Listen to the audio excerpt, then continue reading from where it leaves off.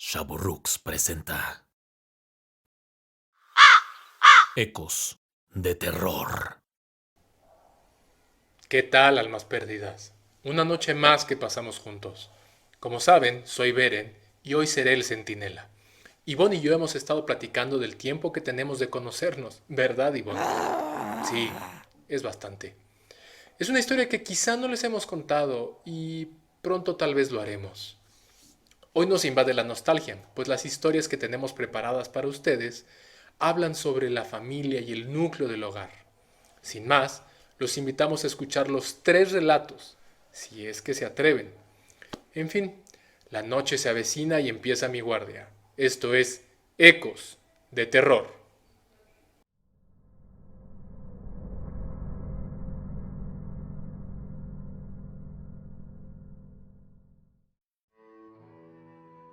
Cuando niño, mis padres tuvieron un aparatoso accidente automovilístico. Afortunadamente yo no iba con ellos, pero salieron muy lastimados. Cuando mi abuela me llevó al hospital donde los estaban atendiendo, el pronóstico era aparentemente muy malo. Puedo sentirme tranquilo de que mis padres no murieron.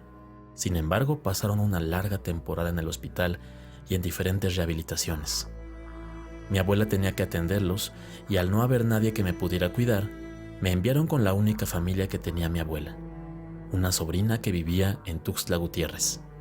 Hoy es una ciudad mucho más moderna que entonces, pero en la que todavía hay zonas de casas que están muy cerca de la vegetación, y ese era el caso de la familia que vivía ahí. Al llegar a la casa de mis parientes, nos recibieron la sobrina de mi abuela, que era prima en algún grado de mi madre. Su nombre era Rosa. Tenía un aspecto muy tétrico, pues se trataba de una mujer de poco más de 40 años, pero que ya tenía un cabello muy canoso. Tenía una cicatriz en la mejilla izquierda muy llamativa, como si alguien le hubiese querido cortar la cara, además de que tenía un párpado caído del lado derecho. Más allá de su apariencia atemorizante, Rosita, como le decía mi abuela, era una persona muy tierna y más bien frágil. Mi abuela estuvo solo la noche que me dejó y se regresó inmediatamente a la Ciudad de México, advirtiendo que debía comportarme y hacer caso de todo lo que Rosita me indicara. Rosita hablaba poco, pero trataba de hacer que me sintiera cómodo.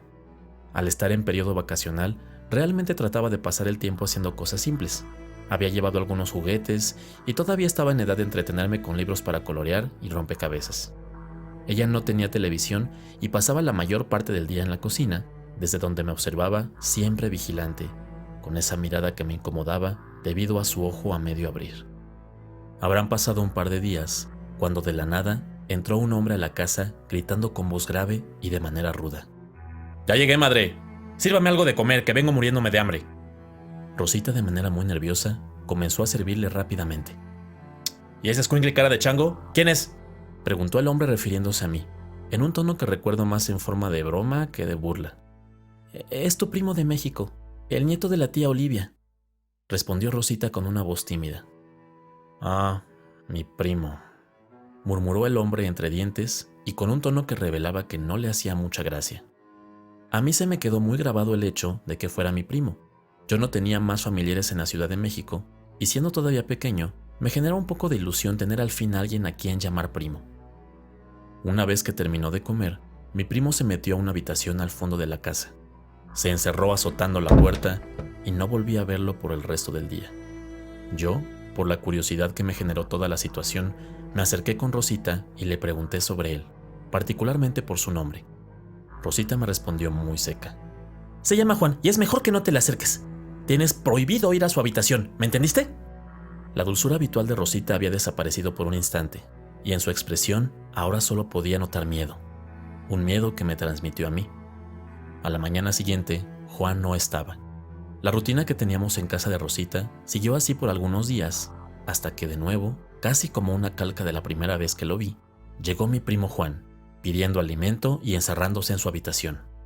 Noté en esta ocasión un aroma muy intenso que venía de su cuarto, una mezcla de algo que realmente olía muy mal y no podía identificar, así como de hierba fresca, parecido a como huele en la tierra y el pasto cuando llueve. Lo que era un hecho es que yo podía pasar varios días sin ver a Juan y nunca lo veía salir, solo entrar. A medida que pasaban los días, comencé a poner un poco más de atención a las cosas. Como ya dije, no tenía mucho que hacer, y la verdad llegó un punto en el que mis juguetes me aburrieron y ya no tenía más que estar con Rosita, y aunque yo aún era pequeño, notaba cómo seguía algunos hábitos que llamaban la atención. Notaba que colgaba crucifijos por muchas de las paredes de su casa, y según recuerdo, no siempre lo hacía en los mismos muros. Era como si cambiara de posición los crucifijos. También veía cómo cerraba con cuidado puertas y ventanas durante la noche, colocando una pequeña línea de sal en las orillas. Una noche lluviosa, dormía pacíficamente en el pequeño cuarto que me acondicionó Rosita, cuando un trueno me despertó. Asustado, salí de la recámara y me dirigí al cuarto de Rosita, y noté que mi primo salía de su habitación, casi sin hacer ruido, y se perdió en la oscuridad a medida que se dirigía a la puerta principal.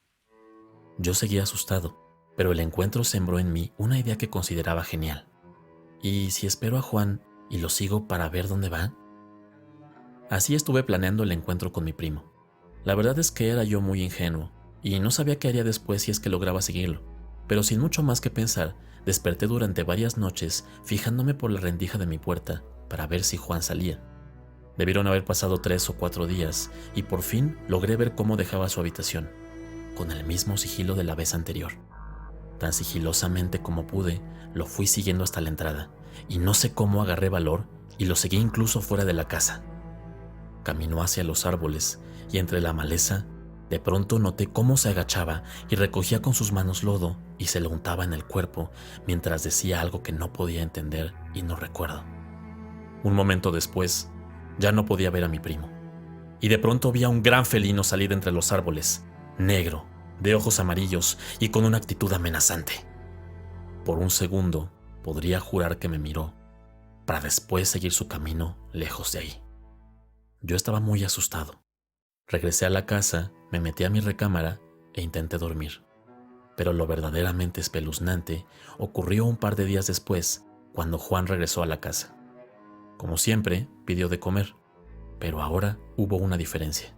Me miró fijamente y dijo de una forma tan atemorizante como su mirada: «A ver, pinche chamaco, ¿qué andas haciendo fuera de tu cama en la noche?». Yo no supe responder. Estaba paralizado. Rosita quiso intervenir, pero Juan le dijo: «Usted no se meta. ¿O quiere que le cortemos la otra mejilla por andar de metiche?». Ella reculó claramente asustada. «Mira, deja de estarte metiendo en mis asuntos. Y cuidadito y le dices algo a alguien», me dijo amenazante mientras se acercaba a mí. Con sus 2 grandes manos me tomó por los brazos y dijo: «Si no haces caso, te voy a abrir la barriga y te voy a sacar el corazón». En ese momento yo quería correr, quería llorar, pero solo me quedé ahí, mudo. Finalmente me dejó, fue a su habitación y se encerró como siempre. El resto del tiempo que pasé ahí, que afortunadamente ya no fue mucho, vivía aterrado todos los días. No hablaba. De hecho, me tomó algunos meses volver a pronunciar palabra, cosa que a mis convalecientes padres les vino muy mal, pues ellos me necesitaban a mí casi tanto como yo a ellos. Con respecto a Rosita y a Juan, años después supe que Rosita murió, sin que tuviera conocimiento claro de la causa. Juan, por el contrario, solo desapareció. Al menos en cuerpo, porque a más de 25 años después de esto, hay noches en las que me persiguen mis sueños, en su forma felina, acechando, vigilante, como si quisiera decirme que no me he librado de él.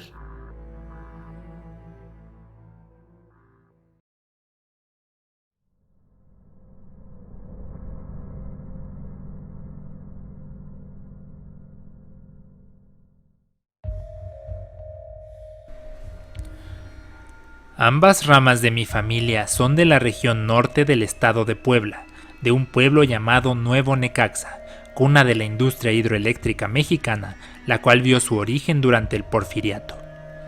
Tanto mi familia materna como paterna ha vivido en ese lugar por generaciones y siendo un lugar aún rodeado de naturaleza, con densos bosques y una espesa neblina y hasta cierto punto aislado de otros por una barrera natural, la presa de Necaxa.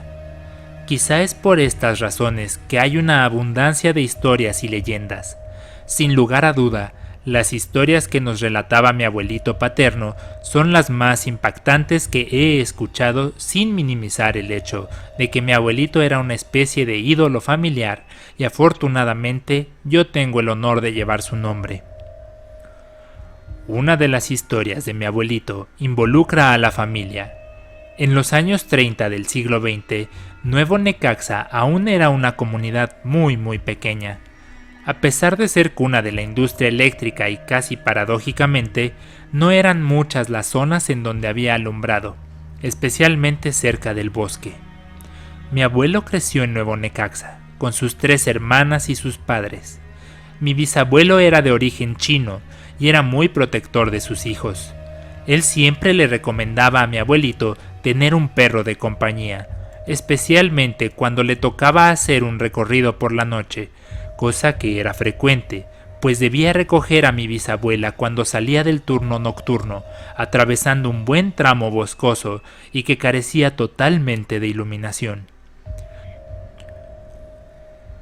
Mi abuelito no solo hizo caso, sino que estaba orgulloso de que su perro era particularmente bravo y no se asustaba fácilmente, lo que lo convertía en un buen protector. Mi bisabuela tenía un hermano que había sido guardabosques, quien desafortunadamente tuvo un accidente en el que perdió la vida.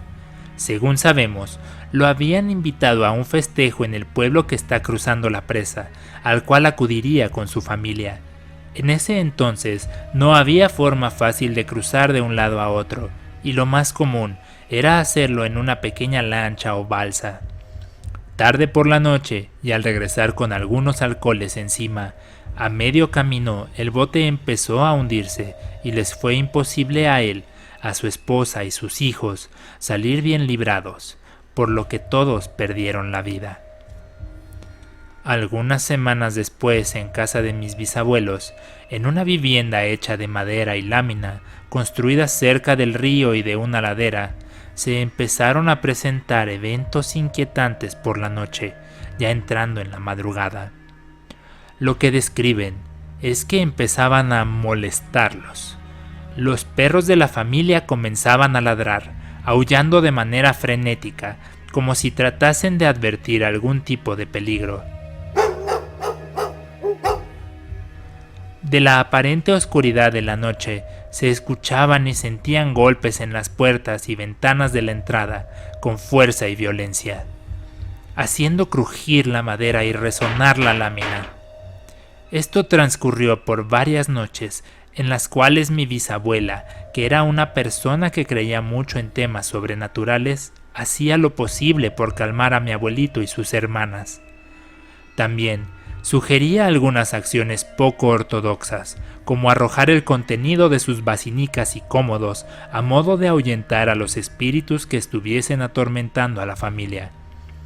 Mi abuelo relataba que, a la mañana siguiente de todos esos eventos, aparecían marcas en diferentes lados de las puertas y los muros de la casa, marcas que parecían como las cerraduras de un caballo, así como nudillos en las partes más altas.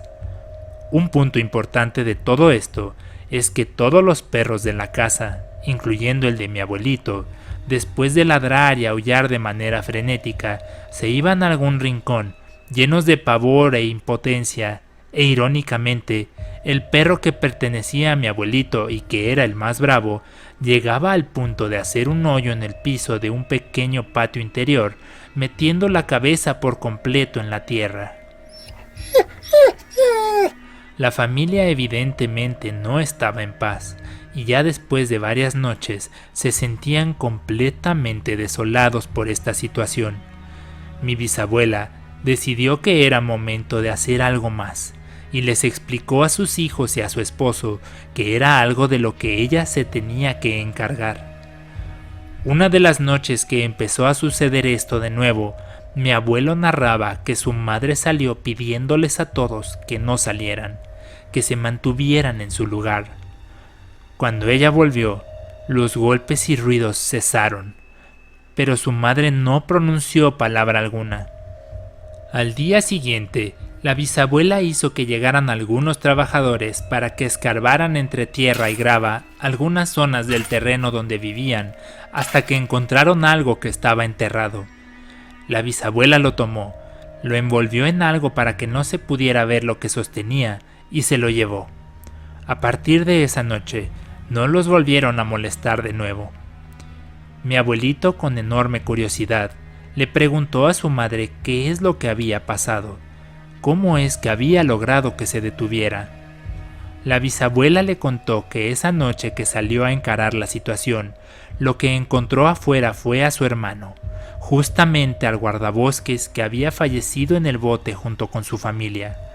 Este venía con un caballo, pero ni él ni el caballo eran normales. Ella lo describió como si tuvieran una forma espectral y que transmitían una vibra de dolor y pena. Su hermano le dijo: Ahí en la grava hay algo que necesito que saques y que entierres en el mismo lugar donde estoy yo.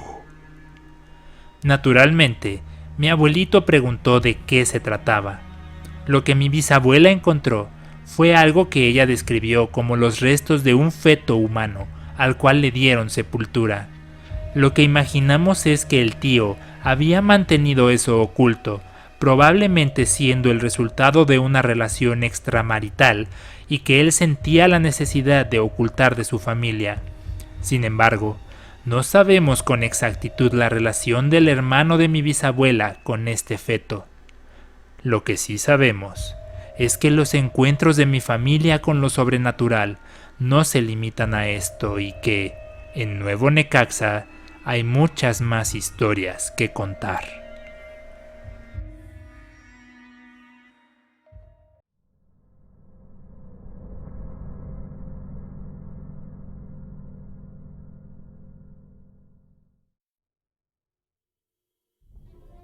¿Les ha tocado vivir la peor etapa de su vida?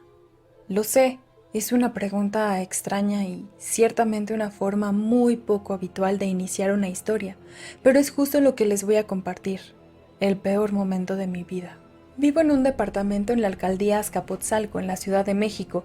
Es un espacio que siempre he considerado mío y que a pesar de incluso haberme mudado un par de veces fuera de la ciudad, he tratado de mantener.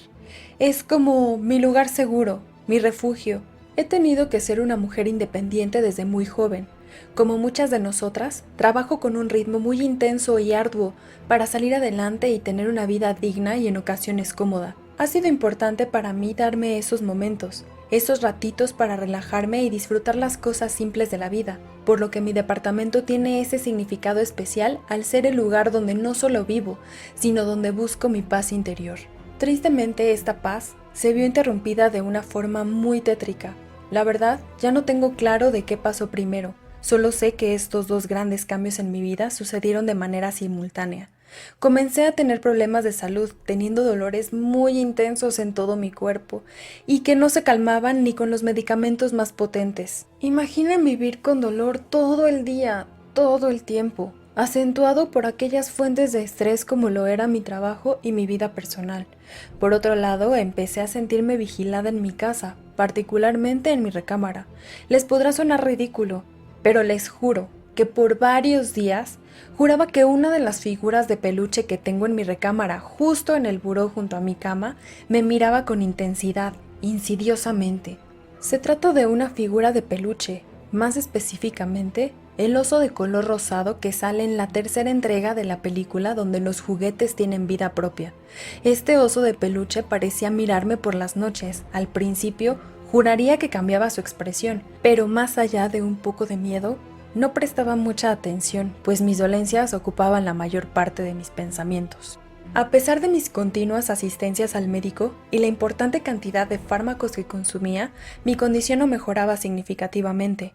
Un domingo por la mañana me desperté, después de algunas horas continuas de sueño que en ese momento eran una bendición, pues la mayor parte de las veces no podía dormir más de 1 o 2 horas seguidas. Me levanté a la cocina para preparar el desayuno, cuando me topé con una escena perturbadora. Había trozos de servilleta desgarrados y tirados por toda la cocina. Puede que mis palabras no hagan justicia a lo que mis ojos veían, pero les pido que imaginen su cocina repleta de trocitos de servilleta por todos lados. Además de eso, los cajones de los cubiertos abiertos y revueltos como huevos y otros alimentos arrojados a uno de los muros. Por un momento estaba en shock, pues como cualquier persona, mi instinto era que alguien se había metido a mi departamento. Tomé un cuchillo y empecé a gritar con una voz un poco quebrada. ¿Quién anda ahí? sin recibir respuesta. Corrí a mi habitación, tomé el teléfono móvil y llamé a mi novio, quien en cuestión de minutos llegó a mi auxilio. Se preguntarán por qué no llamé a la policía, y yo misma lo pensé un poco después, pero de manera instintiva fue él la primera persona que me vino a la mente en ese momento de shock. Este nivel de estrés me llevó a tener un episodio de dolor muy intenso. Pasé una noche fatal. Esta noche, mientras me retorcía de dolor y al borde de las lágrimas, sentía la mirada penetrante del oso y un pensamiento me invadió la mente. Fuiste tú. Mientras ahora yo lo miraba. Logré conciliar unos minutos de sueño cuando me despertó una especie de risa, una risa como burlona pero escalofriante al mismo tiempo. Al despertar, estaba aterrada y para ese momento estaba segura de que el oso de peluche tenía algo que ver, como un presentimiento, un sexto sentido que me lo estuviera diciendo a gritos. Instintivamente volteé a ver al oso y no estaba en el buró. Y sí, puede sonar ridículo o incluso les podría parecer gracioso a algunos, pues no es tan gracioso cuando eres tú quien está ahí y lo está viendo con sus ojos. De la nada, se empezaron a encender las luces del departamento, interruptor por interruptor. Yo quise tomar mi teléfono móvil para pedir auxilio, pero no estaba. No tuve valor para pararme, no tuve valor de salir de mi cama y lo único que pude fue cubrirme con las cobijas y comenzar a rezar. Debí estar así algunas horas hasta que amaneció y tuve el valor de pararme. El peluche seguía sin aparecer y tampoco mi móvil. Me dirigí a la puerta para salir huyendo, pero dudé por un segundo, pues sin teléfono y a medio vestir y sin medicinas me enfrentaría a problemas muchísimo mayores. Con el poco valor que me quedaba, me empeñé en encontrar el móvil y llamé desde mi teléfono fijo para rastrearlo a través del tono. Apareció en un rincón de la sala junto al peluche, como si éste estuviera sujetándolo. Las piernas me empezaron a fallar del susto, pues era absolutamente imposible que eso fuese algo normal. Tomando el palo de la escoba para no tocar al peluche, jalé el teléfono como pude, me puse la primera prenda que encontré, tomé mis medicinas y salí inmediatamente de mi departamento. Mientras bajaba las escaleras, nuevamente de forma instintiva llamé a mi novio. Después de un par de segundos me contestó. ¿Qué pasó, Nan? Te acabo de decir que me estoy preparando para ir al trabajo. Dame chance. Yo me desconcerté, pues no había hablado con él desde hace muchas horas. ¿De qué hablas? Oye, están pasando cosas raras otra vez. No quiero estar aquí, necesito que vengas por mí. Le dije con un miedo que ya no podía controlar. ¿Cosas raras? Pero si me acabas de decir que estabas bien. Ahorita me apuro y paso a verte antes de ir a la oficina. Me contestó con cierto fastidio. Pasarían unos 30 minutos y mi novio llegó por mí. Mientras esperaba, me di cuenta de que había una conversación con mensajes enviados desde mi teléfono a mi novio, diciendo que todo estaba mejor y que no se preocupara, y justo él comentando que se alistaría para ir a trabajar. De nuevo entré en shock por un momento. ¿Quién mandó los mensajes? ¿Fue el oso? Una vez que llegó mi novio, le conté todo lo que pasó, y naturalmente pensó que se trataba de alguna alucinación y me hizo algún comentario en burla sobre el oso. Le pedí que me dejara quedarme con él unos días, a lo cual accedió. Esos días la pasé más tranquila, pero eventualmente tuve que regresar a casa. Le pedí también que se quedara al menos un par de noches conmigo. Mientras estuve acompañada, todo transcurrió sin novedad, a excepción de mis malestares que no cedieron. A petición mía, mi novio guardó al oso de peluche en el closet, en la parte más alta, como si asegurase que no me sugestionara. Admito que quise creer que en realidad sí había sido simplemente una alucinación y que mi imaginación me jugó un mal truco o quizá que hasta era sonámbula. Cuando mi novio dejó el departamento, casi como si estuviera esperándolo, las cosas se pusieron peores. Miraba yo la televisión en la sala cuando distintivamente pude ver al oso correr fuera de mi recámara y hacia la cocina. Escuché claramente cómo abrió uno de los cajones de cubiertos y volvió a reír de manera macabra y burlona. No sé qué me llevó a entrar a la cocina. Si bien ya había experimentado algunas cosas extrañas, esa fue la primera y única vez que yo vi con mis propios ojos al oso moverse y escucharlo en una situación en la que no estaba yo dormida o sufriendo de dolores extremos. Sintiendo un enorme miedo, pero de alguna manera con un valor especial, tomé mi móvil, encendí la luz de la cámara y apuntando con esta entré a la cocina. y ahí estaba el oso de peluche con un cuchillo en la mano, en el piso, inmóvil. Ahí fue cuando el miedo me dominó de golpe y salí huyendo sin pensar en nada más. Pedí un auto por medio de una aplicación móvil y fui a casa de mi mamá. Necesitaba el apoyo de alguien más comprensivo y que no me juzgara, que no se riera de mí o que pensara que estaba loca. Mi mamá me escuchó y al día siguiente me llevó con una persona que hace limpias y protecciones. La llevamos a mi departamento y de inmediato dijo sentir una energía muy intensa. Qué bueno que me trajiste. No es un lugar seguro para quedarse. Buscamos al oso por todas partes y no aparecía. La mujer entonces sacó una campana y la tocó. Dijo: Con esto va a ser inevitable que salga. No tardó ni un segundo cuando se escuchó un grito espantoso y la mujer dijo: Ve, el muñeco debe estar en tu cuarto. Y en efecto, ahí estaba, tirado, como si siempre hubiera estado ahí. La mujer entonces comenzó con algunos rezos, roció un agua que había preparado con algunas hierbas por la casa, así como sobre el muñeco.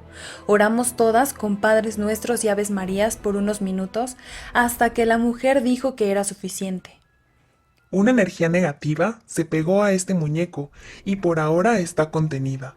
Colocando a la vez que decía esto, un rosario sobre el muñeco. Lo mejor será que lo guardes. Mientras tenga el rosario no pasará nada, pero sin él, otra energía podría pegarse. Estas cosas dejan una huella y otras podrían rastrearla. Me explicó que destruirlo no era opción, y era importante no deshacerse del peluche, pues yo conocía el riesgo y el que acabara en otras manos implicaba un peligro mayor. Así sin más, la mujer se fue. Sobre mis dolores y malestares, esos aún siguen conmigo, pero están mucho mejor controlados. El oso aún lo conservo, está justo a mi lado en el mismo lugar donde siempre, solo que ahora en su cuello cuelga un rosario. Confieso que aún hay ocasiones en las que siento temor, pero es más como una resaca, como si los recuerdos me hicieran sentir ese miedo. Más de una noche me he quedado mirándolo, esperando que en cualquier momento haga algo aterrador.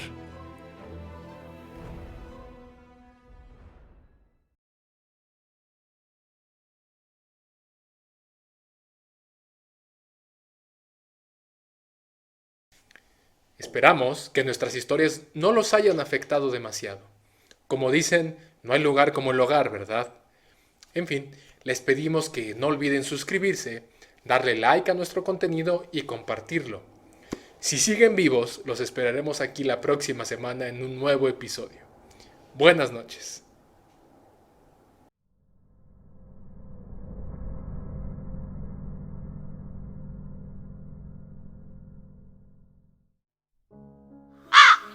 Ecos de terror.